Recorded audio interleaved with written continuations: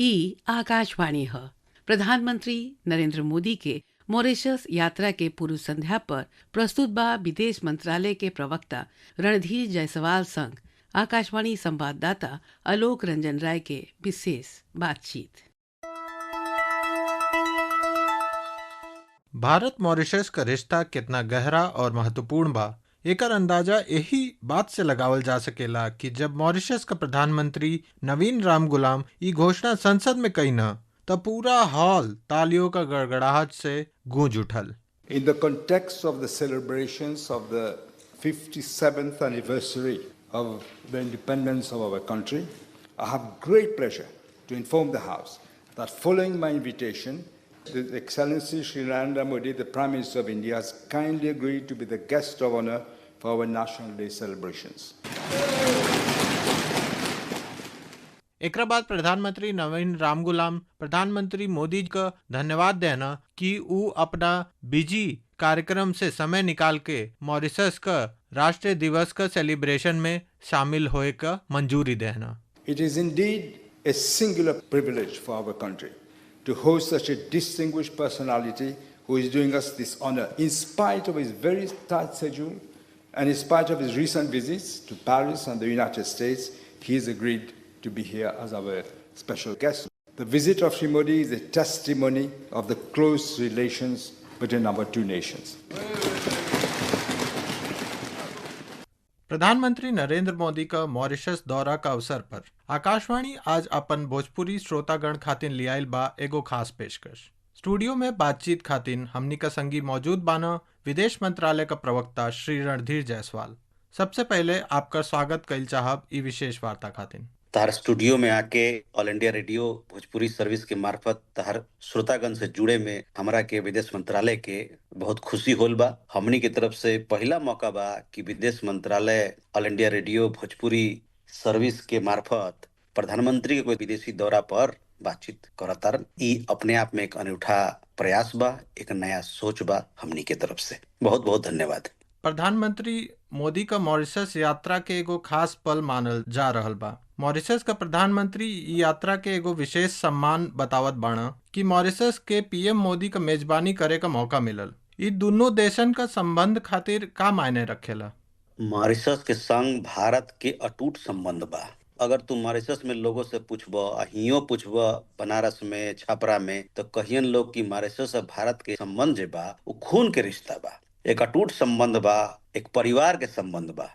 और ऐसे कॉन्टेक्स्ट में, परिवेश में जब भारत के प्रधानमंत्री मॉरिशस के दौरा करतारन, खाली दौरा नहीं खे, दौरा में हुआ पर जे उनकर स्वतंत्रता दिवस बा ओमे प्रधानमंत्री जी के निमंत्रण कइल गेल बा चीफ गेस्ट के तौर पर वहां पर पार्टिसिपेट करेला प्रमुख अतिथि के रूप में। इससे पहले प्रधानमंत्री 2015 में जब गइलन मॉरिशस, ओ गरीबी मुख्य अतिथि के रूप में उनकर राष्ट्रीय दिवस पर, आजादी के दिवस पर भारत के प्रधानमंत्री माननीय श्री नरेंद्र मोदी वहां पर भाग लेलन।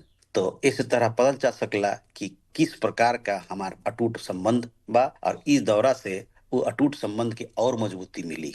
2014 होखे चाहे 2019 होखे चाहे 2024 होखे, तीनों साल माननीय प्रधानमंत्री के शपथ ग्रहण समारोह जब भइल दिल्ली में तो चुनिंदा देश के बुलावल गई, लेकिन ई जरूर रहे कि तीनों बार मॉरिशस के प्रधानमंत्री उपस्थित रहलन। पिछले साल अपन राष्ट्रपति वहां मॉरिशस के दौरा भइल, पिछले साल उनकर राष्ट्रीय दिवस रहल, आजादी दिवस, ओमे हमार राष्ट्रपति मुख्य अतिथि के रूप में प्रस्तुत रहलन। तो ई सबसे तरह पता चल सकेला कि के प्रकार के रिश्ता बा हमनी के मॉरिशस से। जब G20 शिखर सम्मेलन भइल दिल्ली में, G20 देश के मेंबरान नेतागण यहाँ अइलन, लेकिन साथ में चुनिंदा देश के लोग के नेता दिल्ली में उनकरा के निमंत्रित कइल गइल, ओमे मॉरिशस रहे। तो इस सब से पता चल सकेला तरह की प्रकार के रिश्ता बा हमनी के मॉरिशस से। जी, मॉरिशस के साथ कोनो विशेष संबंध हमनी का अलग तरह का खून का रिश्ता बा जैसन कि आप बताऊनी। ये बताई कि मोदी जी का यात्रा का ए बारी एजेंडा का बा, का कोनो बड़ समझौता या घोषणा का उम्मीद बाटे? आ का उ अपन प्रवास का दौरान जनता से भी बातचीत करिए?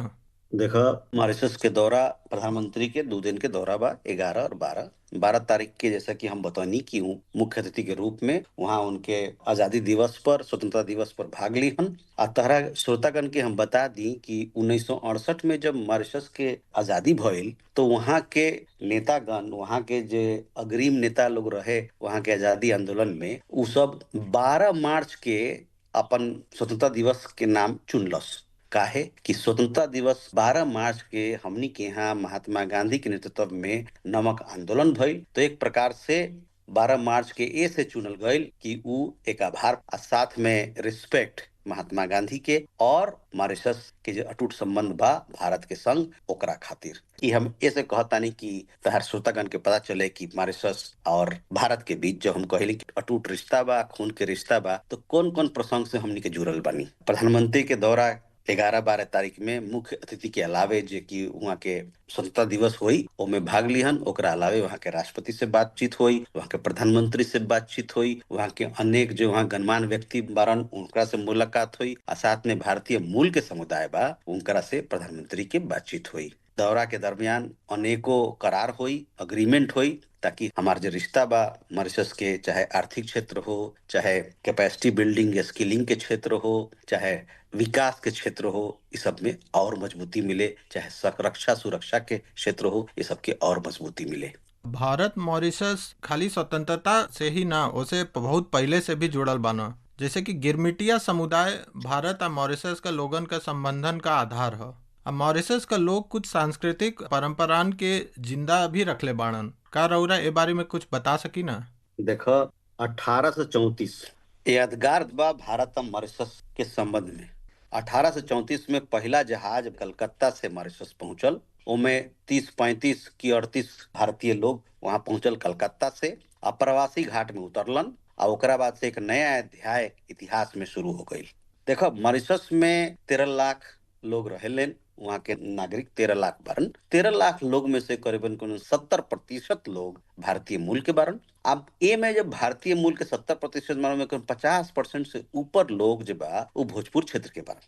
मतलब आरा, बलिया, छपरा, बनारस, गोंडा, बहराइच, ये जो क्षेत्र बा पूर्वी उत्तर प्रदेश और बिहार, यहाँ के बारन, गंगा के किनार के लोग बारन। तो ये लोग जो वहाँ गइलन तो अपन अपन देश के गीत संगीत ये सब लेके गइल, खान पान लेके गइलन, मंदिर लेके गइलन, रामायण महाभारत लेके गइलन। तो विशेषज्ञ से बात करब तो बताइए कि भोजपुरी गीत के जो संकलन बा मॉरिशस में, वो हमनी के यहाँ से कहीं बेहतर बा। हमनी के यहाँ का भइल कि समय के साथ बहुत सारा चीज बदल गइल बा, लेकिन मॉरिशस में ये सब चीज के बड़ा बढ़िया से संयोज के रखल गइल बा। तारा श्रोता खातिर हम बताओ तानी कि गीत गवाई कहे के मतलब कि जो हमनी के यहाँ भोजपुरी क्षेत्र में जो गीत होला, मटकोर में, ब्याह में, हरदी में, महादेव के गीत जो गालन हमनी के होली के समय में, इस सब के संयोज के रखले बारन वहाँ के लोग। और गीत गवाई 2016 में यूनेस्को माने कि यूनाइटेड नेशन, संयुक्त राष्ट्र, ओकरा के विशेष दर्जा दिल।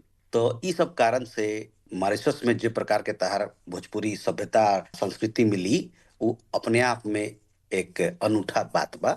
हम जब गइल रहनी है मॉरिशस के दौरा पर कुछ साल पहले, तो हम वहां पर एगो किताब देखनी, भोजपुरी सीख, किताब ले आई, हमरा के अच्छा लगल।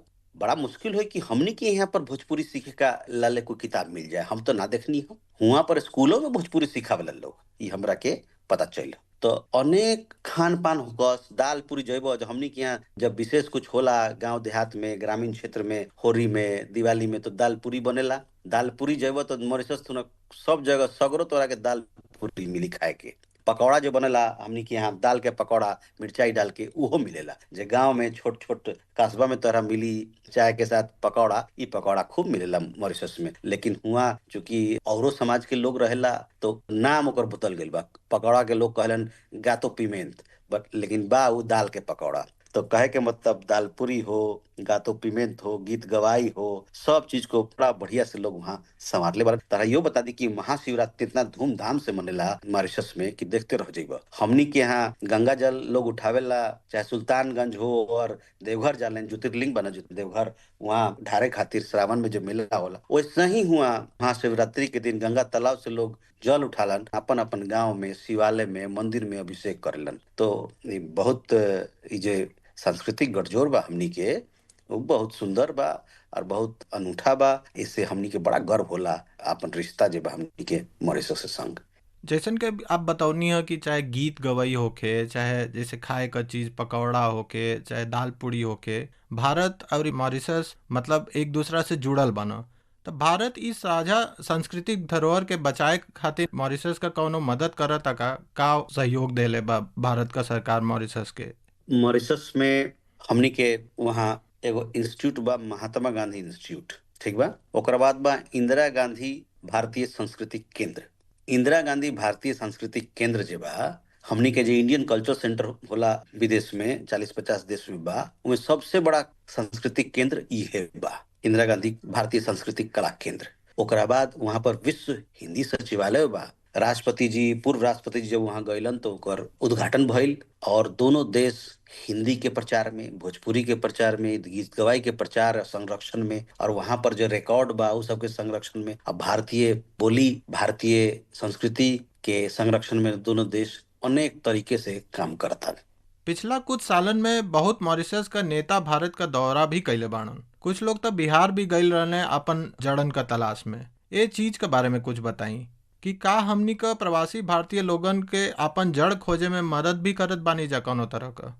देखो, जैसे कि हम तारा के बतैनी 13 लाख लोग वहाँ रहेला, उनमें 70% लोग भारतीय मूल के बा। वो 70% में से 50 से ऊपर परसेंट लोग जो बा, या पूरा मॉरिशस के जनसंख्या के 50% लोग जो बा वो भोजपुरी क्षेत्र से आवेलन। तो ये लाजमी बा कि वहाँ के लोग यहाँ आके, देखो दुनिया सिमट गइल बा, लोग के पता चल गइल बा, बहुते इन्फॉर्मेशन बा, तो उ सब लेके बहुते लोग यहाँ आवेला अपना पूर्वज के इतिहास जानेला। राष्ट्रपति रहलन मॉरिशस के पुरियाग साहब, उ अइलन पटना जिला गइलन, पटना में अपन गांव गइलन, अपन लोग से मिलन। देखो भारत और मॉरिशस और हमनी के, तुम ग्रामीण क्षेत्र अगर तारा पता होई तो 100-150 साल के इतिहास कोई बहुत पुरान ना होला। गांव में चबूतरा में नदी के किनारे पर तू जाके पूछबो फलनवा के बारे में तो लोग बता दी। तो ऐसा ही बहुते लोग वहां से आवेला, आम आदमी अपन अपन गांव देखे, अपन अपन शहर देखे। हियां हम तरह के बताई कि जब हम रहनी साउथ अफ्रीका में तो एगो मैडम आई हमरा लगे, मीरा जयनारायण। हाँ, मीरा जयनारायण अपन एगो शिपिंग डॉक्यूमेंट होला।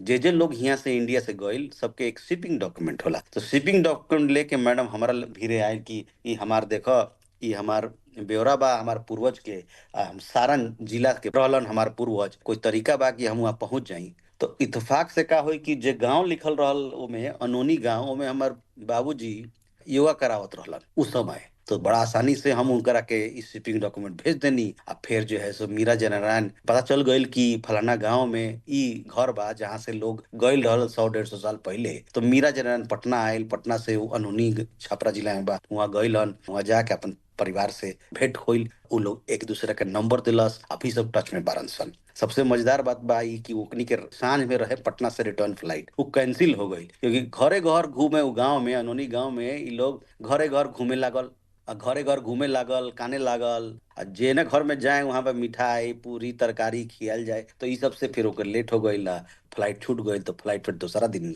एकरा के पटना से फ्लाइट लेवे के पड़ल। तो अनेकों कहानी किस्सा बा ई जोड़ में, अनेक संस्थाओं बा यहाँ पर जे काम करता लोगों के जोड़े में। खाली मॉरिशस से ना, औरो जगह जहाँ गइल बरन हमार लोग, फिजी गइल बरन, गयाना, दक्षिण अफ्रीका, हुआ से अपन अपन जड़ से जुड़े खातिर अनेक संस्था बा, आ सरकारों एमे मदद करता। इ त आप बात सही है कहनी है कि चाहे आम जनमानस होके चाहे खास जनमानस होके, हर केहू मतलब बहुत आदमी, चाहे पूर्वी उत्तर प्रदेश होके चाहे बिहार से, देश चाहे विदेश का कोना कोना में बानो। यही खास आदमी में एगो हाले में मॉरिशस का संस्थापक सर शिवसागर रामगुलाम का एगो मूर्ति भी पटना में अनावरण भइल रहल। का रउरा ए बारे में कुछ जानकारी दे सकीना? शिवसागर रामगुलाम जे बारन वो वहाँ के प्रथम प्रधानमंत्री भइलन आजादी के बाद। उनके नेतृत्व में वहाँ के आजादी आंदोलन भइल मॉरिशस में। शिवसागर रामगुलाम जे बारन उ जे तत्कालीन प्रधानमंत्री बारन श्रीमान नवीन चंद्र रामगुलाम, इनकर बाबूजी बारन। सर शिव सागर राम गुलाम के बाबूजी मतलब कि श्री नवीन चंद्र राम गुलाम जे अभी के तत्कालीन प्रधानमंत्री बारन, इनकर दादाजी भोजपुर क्षेत्र से, आरा क्षेत्र से मॉरिशस गइल रहलन।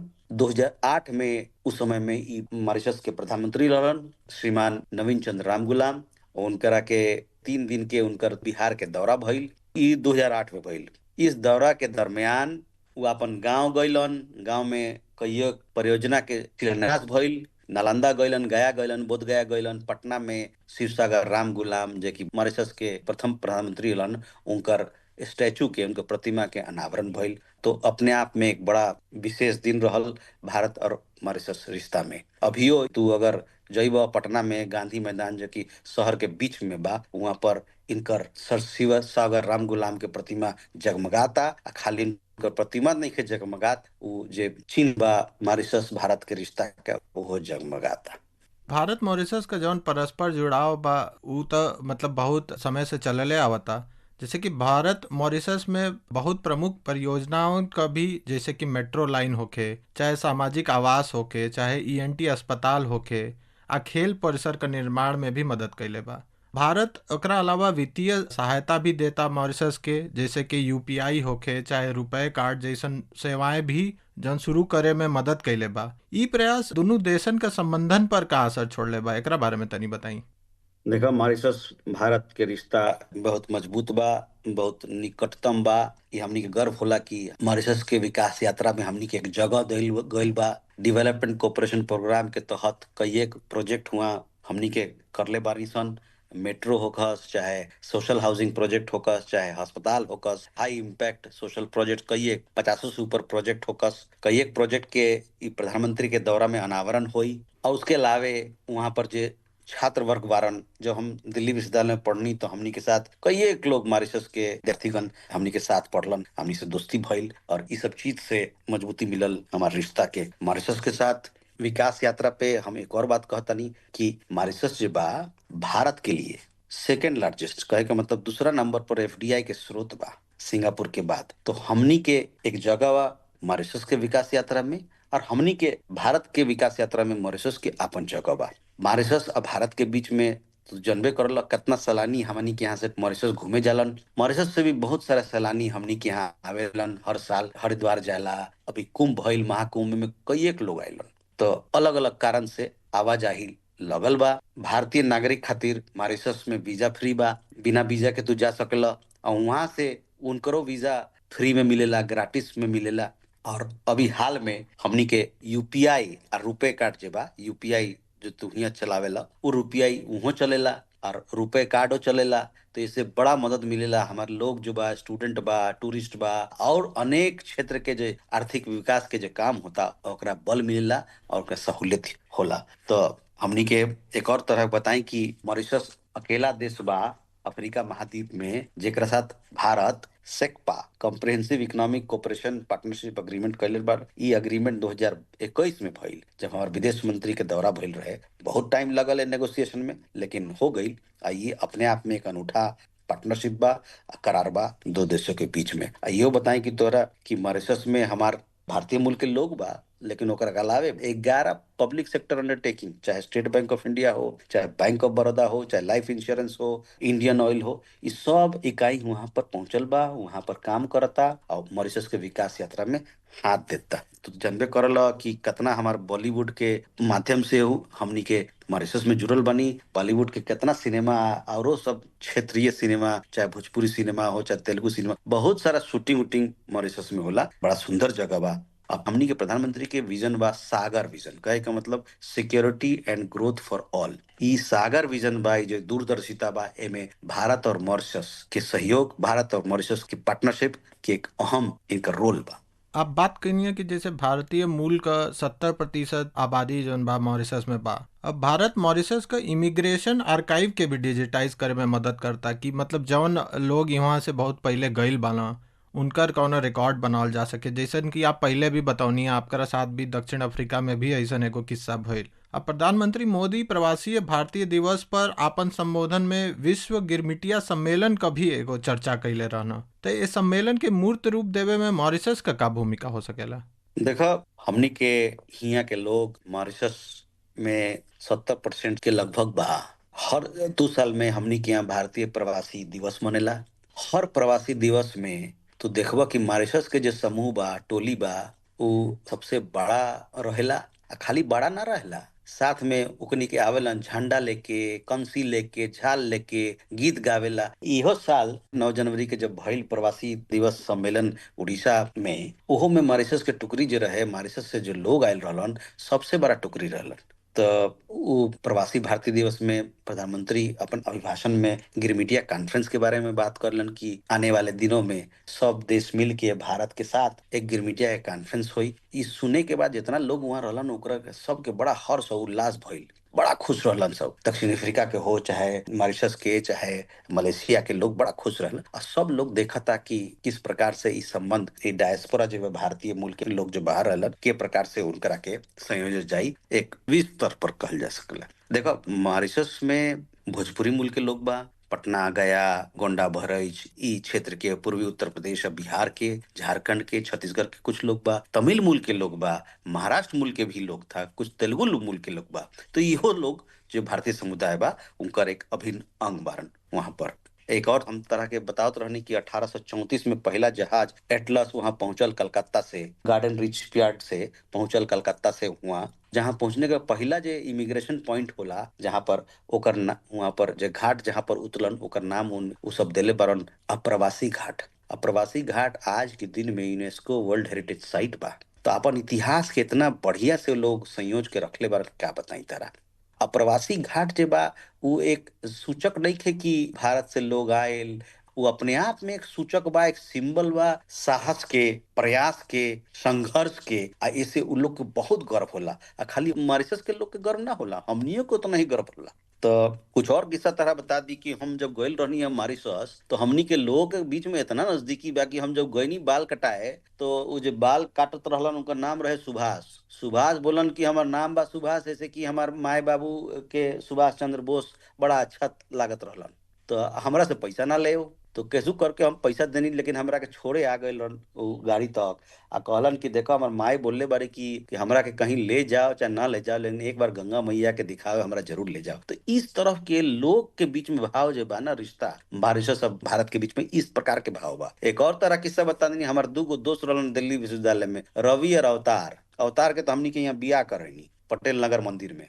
रवि जे बारन, रवि के नानी आयल रहली है, साथ में और लोग आयल रहली। नई दिल्ली स्टेशन हमनी के भेंट करने गई। उ लोग जात रहल हरिद्वार ऋषिकेश तीर्थ यात्रा पर। तो बाते बाते में हम ओकर नानी से हिंदी में बात कहना शुरू कर देनी तो ना बुझलस। तो हम रवि के बोनी कि यार तार नानी तो कुछ बुझते नहीं खे। तो कहा कि तू हिंदी में काहे बात करत रह, तू भोजपुरी में बोलो ना। जैसे ही हम भोजपुरी में बात करल शुरू करनी कि सब समझ गई कर नानी, तो प्रणाम पाती भइल, बड़ा बड़ा खुश होइल। तो आपकर जैसे रवि का बात करनी है, चाहे अवतार चाहे सुभाष जैसन मॉरिशस का जौन प्रवासी भारतीय लोग बना, इनके आपन जड़ से औरी नजदीक कैसे लिया जा सकेला? एमे भारत सरकार कौना तरह का सहायता दे सकेला आपका हिसाब से? देखो तरह के बतैनी कि आवाजाही मॉरिशस और भारत के बीच में बहुत घनिष्ठ बा। वहाँ के बहुत सारा लोग हमनी के यहाँ पढ़े आवेला, कुछ लोग छात्रवृत्ति पे आवेला। भारत अफ्रीका मैत्री छात्रवृत्ति के अंतर्गत आवेलन 60 लोग आवेलन हर साल। ये हमनी के विदेश मंत्रालय में प्रोग्राम बा नो इंडिया प्रोग्राम। नो इंडिया प्रोग्राम में हमनी के बुलाइला जितना युवा वर्ग के लोग बा यहाँ के, तो हर साल मॉरिशस के लोग, मॉरिशस के युवा वर्ग भी उ प्रोग्राम में उन लोग भाग लेवेलन। एकरा अलावे अनेक छात्र हमनी के यहाँ के छात्र, मेडिकल स्कूल, कई एक मेडिकल स्कूल खुल गई बा, इंजीनियरिंग स्कूल खुल गई है मॉरिशस में। तो बहुत सारा छात्र हमनी के यहाँ के इंडिया के लोग वहाँ जाके पढ़ाई करलन। तो इस सब चीज से दोनों देश में और दोनों लोग में और मिलाप बढ़ता। और कई एक बार हमनी के पता बा कि जब भोजपुरी सम्मेलन इस प्रकार के आयोजन जब होला गोरखपुर, छपरा, बनारस ये सब जगह, तो बहुत से लोग वहां पर जो विशेषज्ञ लोग बा यहाँ आवेलन, यहाँ के विशेषज्ञ लोग वहां जावेलन। एक बनारस हिंदी यूनिवर्सिटी में एगो डायस्पोरा सेंटर बा, लोग वहाँ विशेषज्ञ लोग काम करता। तो इस सब चीज से भारत और मॉरिशस के लोग और नजदीक अवतारण। अब भारत और जो हमनी के जो डायस्पोरा बा औरो देश में वो लोग साथ में अवतारण। तोरा औरो बताई का कि जो मॉरिशस तू जइब तो हर एक घर में देखब कि जैसे ही घुसब न बाएं चाहे दाएं तरफ तोरा के एगो चबूतरा दिखी। हनुमान जी के चबूतरा होए चाहे तुलसी मैया के चबूतरा होए, तो अपने आप में बड़ा अनूठा बा। ये सब रीति रिवाज जो हमनी के यहाँ के 18वीं शताब्दी 19वीं शताब्दी में रहे आज भी ये मॉरिशस में कायम बा। हर घर में हम देखनी कि बांस लगला, बांस के साथ एगो झंडा जो होला, तिनकोनिया झंडा हम पूजा में जग में होला, उ झंडा हर एक घर में बांसे के साथ लगल रहेला। तो अनेक प्रकार से हम भारतीय संस्कृति, भोजपुरी संस्कृति के संरक्षण कइल गइल बा हुआ। और शिवरात्रि के तोरा बतैनी हम कांवर वाला प्रथा, कांवर के प्रथा वहाँ गंगा तालाब से लेके अपन अपन गांव तो लोग जाला, इहो प्रथा वहाँ बहुत घनिष्ठ बा। और एगो बात तो हम तारा बतान भूल गईनी, ये बतैनी कि लोग गांधी जी के नमन खातिर 12 मार्च के चुनले बारन लोग मॉरिशस के आजादी दिवस के रूप में, लेकिन गांधी जी दक्षिण अफ्रीका में जब रहलन तो एक बार मॉरिशस गइलन। मॉरिशस में जाके वहाँ के हाल चाल, वहाँ पर का चलता, वहाँ पर आजादी आंदोलन में क्या चलता, ये सब खातिर वहाँ गइलन। आ ओकरा बाद लगातार जब भारतीय आजादी के दरमियान, आपन स्वतंत्रता के लड़ाई के दरमियान हमेशा महात्मा गांधी और हमार और सब जो भारत के नेता लोग रहल, उनकरा के विशेष इंटरेस्ट रहे मॉरिशस में का होता, मॉरिशस के इंडिपेंडेंस के मूवमेंट जो चलत रहे ओ में का होता, ओ में विशेष उनका ध्यान रहल। महात्मा गांधी कुछ लोग के वहाँ भेजलन, मनीलाल डॉक्टर में से विशेष रहलन कि जाके वहाँ पर मॉरिशस के संघर्ष चलत रहे इंपीरियलिज्म के खिलाफ, ओमे जाके मदद करतन। एक और तरह वाक्य बता दी कि शिव सागर राम गुलाम जे रहलन, इंग्लैंड में उनकर पढ़ाई उढ़ाई भइल रहे, वहाँ पर वो नेताजी सुभाष चंद्र से मिलन, नेताजी सुभाष चंद्र से उनकर अच्छा खासा रिश्ता रहे। तो ई तरह के विशेष बात तहार श्रोतागण से हम साझा करतनी। आप जैसन वर्णन कईनी है मॉरिशस का, मतलब हमके लगा था कि बहुत श्रोतागण कभी वहाँ घूम के आवे के, एक बार मॉरिशस देख के आवे का जरूर मन करे लागी। आपको स्टूडियो में आके हमनी से जुड़े खातिर बहुत बहुत धन्यवाद। आशा करत बानी कि प्रधानमंत्री जी का ई दौरा भारत मॉरिशस का रिश्तन में एगो नया मुकाम साबित होके। धन्यवाद।